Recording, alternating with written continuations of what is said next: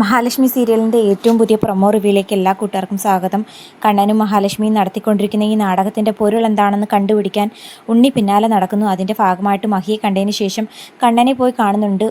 മാത്രമല്ല, എഴുതിക്കൊടുത്ത സ്വത്തുക്കൾ എങ്ങനെയെങ്കിലും നിയമപരമായിട്ടോ അല്ലാതെ സ്വന്തമാക്കണമെന്ന് പറയുമ്പോൾ നിയമപരമായിട്ട് പോവുകയാണെങ്കിൽ വർഷങ്ങൾ ഒരുപാട് എടുക്കും വിധിയാകാൻ എന്ന് കണ്ണൻ പറയുമ്പോൾ ഇനി ഒരേ ഒരു മാർഗ്ഗമേ ഉള്ളൂ, അവരെ എങ്ങനെയെങ്കിലും തീർക്കണം.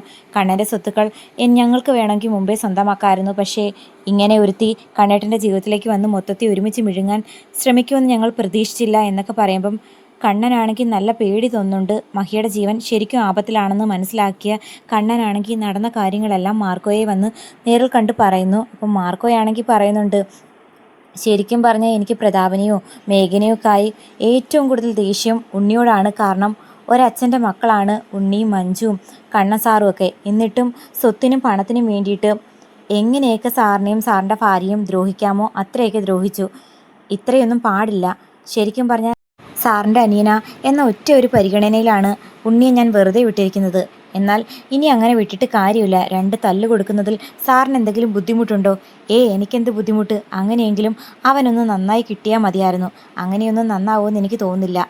എന്തൊക്കെ പറഞ്ഞാലും ആ പ്രതാപൻ്റെ മകളെയല്ലേ ഉണ്ണി വിവാഹം കഴിച്ചിരിക്കുന്നത്. പെട്ടെന്നൊന്നും മാറാൻ എന്ത് പറഞ്ഞാലും അവരുടെ അമ്മയും അതുപോലെ കരുണയും സമ്മതിക്കില്ല എന്ന് മാർക്കോ പറയുന്നുണ്ട്. എന്തായാലും മാർക്കോ നമ്മുടെ ഉണ്ണിക്കും അതുപോലെ കരുണയ്ക്കും നല്ലൊരു തിരിച്ചടി കൊടുക്കാൻ തീരുമാനിച്ചിരിക്കുന്നു. കൂട്ടത്തിൽ 8ൻ്റെ പണി കിട്ടിയിരിക്കുന്നത് പ്രതാപന് തന്നെയാണ്. കാരണം തോമസ് വൈദ്യരുടെ ഹോസ്പിറ്റലിൽ മഹിയുടെ കുഞ്ഞ് നഷ്ടമായത് കണ്ട് സന്തോഷിക്കാൻ പോയ പ്രതാപനെ കാത്തിരുന്ന വല്ലാത്തൊരു ദുരന്തമാണ്. മഹിയുടെ കുഞ്ഞിന് യാതൊരു ആപത്തും സംഭവിച്ചില്ല എന്ന് മാത്രമല്ല, ഇരുട്ടടി കിട്ടി തൻ്റെ ശരീരം ചീത്തയായത് മാത്രമേ ഉള്ളൂ.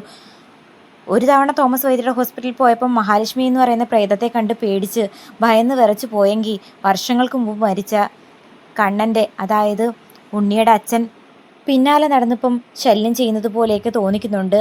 കരുണമോൾ എന്ന് സത്യങ്ങൾ തിരിച്ചറിഞ്ഞോ അതിനുശേഷം ഇപ്പോൾ നിരന്തരം കണ്ണൻ്റെ അച്ഛനെ സ്വപ്നത്തിൽ കാണുന്നു.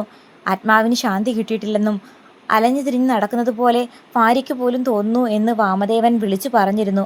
അതിപ്പം വാസ്തവമായി വരുവാണ്. തോമസ് വൈദ്യരുടെ ഹോസ്പിറ്റൽ ഒരു പ്രേതാലയമാണ്. അവിടുന്ന് രക്ഷപ്പെട്ടു കഴിഞ്ഞാൽ തന്നെ ഈ ആത്മാവ് പിന്തുടരില്ല എന്നൊക്കെ വിചാരിച്ച് സ്വന്തം വീട്ടിലേക്ക് പോയ പ്രതാപനെ കാത്തിരിക്കുന്നത് ഒന്ന് കണ്ണടച്ചുറങ്ങാൻ പോലും പറ്റാത്ത അവസ്ഥ. കണ്ണടച്ചാൽ കൺമുന്നിൽ വന്നു നിൽക്കുന്നത് കണ്ണൻ്റെ അച്ഛനാണ്. മാത്രമല്ല, തൻ്റെ ജീവൻ എടുക്കാൻ പിന്നാലെ നടക്കുന്ന കണ്ണൻ്റെ അച്ഛൻ്റെ ആത്മാവിൻ്റെ മുമ്പിൽ അടിപതറി പ്രതാപൻ.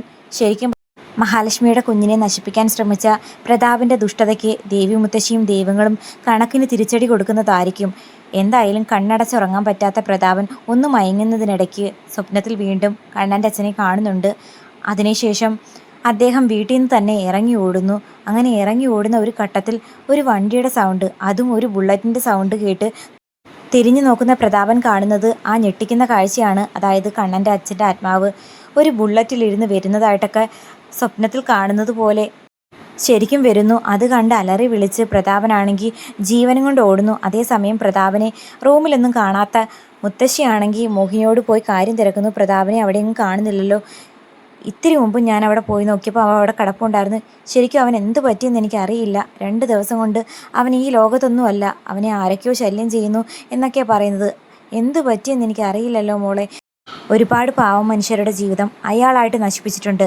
മാത്രമല്ല, കണ്ണമ്മോനെയും എൻ്റെ മോളെയും പിന്തുടർന്ന് നടന്ന് വേട്ടയാടാൻ നടക്കുമല്ലായിരുന്നു. ഞാൻ ഉണ്ടാക്കി കൊടുത്ത പലഹാരത്തിൽ യാതൊരു മായവും കലർന്നിട്ടില്ലെന്ന് എനിക്ക് വ്യക്തമായിട്ട് അറിയാമായിരുന്നു. പക്ഷേ ആ പലഹാരത്തിൽ പോലും മായം കലർത്തി എൻ്റെ മോളുടെ വയറ്റിൽ വളരുന്ന കുഞ്ഞിനെ നശിപ്പിക്കാൻ ശ്രമിച്ച അയാൾക്ക് ദൈവമായിട്ട് കൊടുത്ത തിരിച്ചടിയാണ്. അനുഭവിക്കാതെ ഈ മണ്ണ് വിട്ടു പോകില്ല. കണ്ണമ്മോൻ്റെ അച്ഛൻ്റെ ആത്മാവ് പിന്തുടർന്ന് ശല്യം ചെയ്യുന്നു എന്ന് പറഞ്ഞു കഴിഞ്ഞാൽ അതിലെന്തെങ്കിലും വാസ്തവം കാണും. മിക്കവാറും അയാളുടെ ജീവൻ എടുത്തിട്ടായിരിക്കും ആ ആത്മാവ് ഈ ഭൂമി വിട്ടു പോകുക എന്ന് പറയുമ്പോൾ, അങ്ങനെയൊന്നും പറയില്ലേ.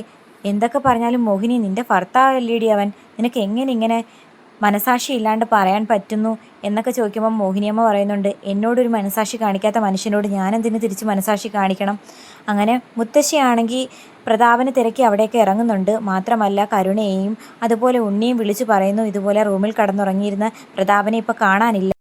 അവൻ വല്ല പ്രേതത്തെയും ഭൂതത്തെയും കണ്ട് പേടിച്ച് ഓടിയതാണോ എന്ന് അറിയാൻ വയ്യ മോളെ എന്ന് പറയുമ്പോൾ ഉണ്ണിയാണെങ്കിൽ കരുണയോട് കാര്യം തിരക്കുന്നു. അപ്പോൾ കരുണ നടന്ന കാര്യങ്ങളൊക്കെ പറയുമ്പോൾ, അല്ലേലും എൻ്റെ അച്ഛൻ്റെ ആത്മാവ് എന്തിനാ അങ്കിളിനെ ശല്യം ചെയ്യാൻ വരുന്നത്? അച്ഛനെ ഇന്ന് വരെ എൻ്റെ അച്ഛൻ കണ്ടിട്ട് പോലും ഇല്ലല്ലോ. അങ്ങനെ ശല്യം ചെയ്യാനാണെങ്കിലും ആ മഹാലക്ഷ്മി എന്ന് പറയുന്ന സ്ത്രീയുടെ പിന്നാലെ അല്ലി പോകണ്ടേ എന്ന് പറയുമ്പോൾ അത് കേട്ട് ഞെട്ടി നിൽക്കുന്ന കരുണയും കാണിച്ചുകൊണ്ടാണ് എപ്പിസോഡ് അവസാനിക്കുന്നത്. എന്തായാലും ഉണ്ണിക്ക് നല്ല ഒന്നാന്തരം ഇരുട്ടടി മാർക്കോയുടെ ഭാഗത്തുനിന്ന് അധികം താമസിക്കാതെ കിട്ടും.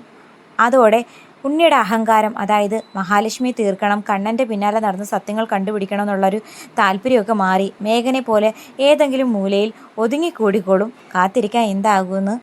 എന്തായാലും നമ്മുടെ പ്രതാപൻ കാണുന്നത് കണ്ണൻ്റെ അച്ഛൻ്റെ ആത്മാവൊന്നും അല്ല. ശരിക്കും മാർക്കോ ബുള്ളറ്റിൽ വരുന്നതാണ്, കണ്ണൻ്റെ അച്ഛൻ്റെ ആത്മാവാണ് വരുന്നതെന്ന് പറഞ്ഞിട്ട് പ്രതാപൻ ജീവനും കൊണ്ട് ഓടിയത്. ഒരു ഘട്ടം എത്തുമ്പോഴായിരിക്കും അയാൾ അറിയുന്നത് ഇത് കണ്ണൻ്റെ അച്ഛൻ്റെ ആത്മാവൊന്നും അല്ല, മാർക്കോയാണെന്നുള്ള കാര്യം തിരിച്ചറിഞ്ഞ്.